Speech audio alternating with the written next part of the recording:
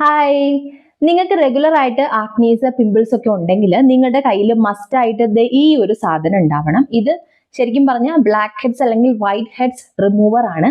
പക്ഷേ നമ്മൾ പൊതുവെ ആൾക്കാർക്കുള്ള ഒരു ടെൻഡൻസിയാണ് എന്തെങ്കിലും ഒക്കെ ഒരു മുഖത്തൊരു കുരു വന്നിട്ടുണ്ടെങ്കിൽ അതിന് ഇങ്ങനെ ചൊരണ്ടിക്കൊണ്ടിരിക്കും. എനിക്കും അതുണ്ടായിരുന്നു. അത് നിർത്തിയപ്പോഴാണ് എനിക്ക് ഈ പ്രശ്നം മാറിയത് കേട്ടോ.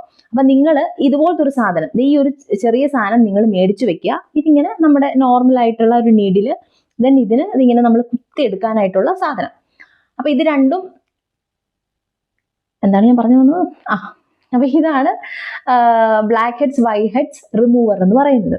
അപ്പൊ ഈ സാധനം ഉണ്ടെങ്കിൽ നമുക്ക് എന്താ ഗുണം എന്ന് ചോദിച്ചാൽ, ഡയറക്റ്റ് ഇതെടുത്തിട്ട് ഇങ്ങനെ കുത്തി എടുക്കുക എന്നുള്ളതല്ല, അല്ലാണ്ട് നമ്മൾ ജസ്റ്റ് നമ്മുടെ മുഖം ഒന്ന് ചൂടുവെള്ളത്തിലൊക്കെ ഒന്ന് ചുമ്മാ ചൂടുവെള്ളത്തിൽ ഒന്ന് വാഷ് ചെയ്തിട്ട് ഈ സാധനം വെച്ച് നമ്മുടെ നല്ല രീതിയിൽ പഴുത്ത് പൊട്ടാറായിട്ട് നിൽക്കുന്ന ആക്നി അല്ലെങ്കിൽ പിമ്പിളൊക്കെ ഉണ്ടല്ലോ, അതിനെ ഈ ഒരു നീഡിൽ വെച്ച് ജസ്റ്റ് ഒന്ന് ലൈറ്റ് ആയിട്ടൊന്ന് കുത്തി കൊടുക്കുക. എന്നിട്ട് ഈ ഒരു സാധനം വെച്ചിട്ട് നൈസായിട്ട് ഒന്നൊന്ന് പ്രസ് ചെയ്ത് കൊടുക്കുക.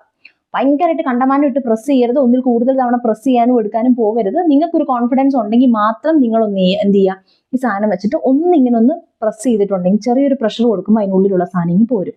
മനസ്സിലാക്കേണ്ട കാര്യം, നല്ല രീതിയിൽ പഴുത്തിതിപ്പോ പൊട്ടും എന്ന് നിങ്ങൾക്ക് തോന്നില്ല. അപ്പൊ നിങ്ങൾക്ക് ഒരു ടെൻഡൻസി ഉണ്ടാവും ഇത് പൊട്ടിക്കാൻ വേണ്ടിയിട്ട്. ആ സമയത്ത് മാത്രം ചെയ്യുക, ഇത് യൂസ് ചെയ്യുക. ഇനി ഇത് യൂസ് ചെയ്യാൻ പറ്റാത്ത സിറ്റുവേഷൻസിൽ ഒരു ഐഡിയ കൂടെ ഉണ്ട്, അത് ഞാൻ വരും വീഡിയോയിൽ പറയാം.